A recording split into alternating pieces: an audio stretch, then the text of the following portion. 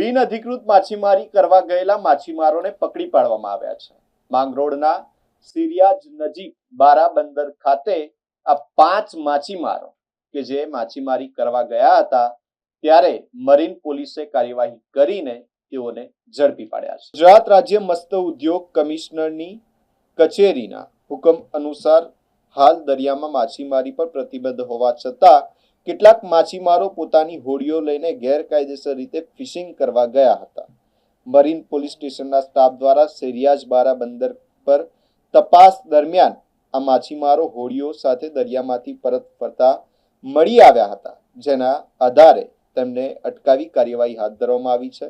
Mangrol marine police સ્ટેશનના inspector તથા સ્ટાફની ટીમ દ્વારા સમગ્ર કાર્યવાહી હાથ ધરવામાં આવી છે।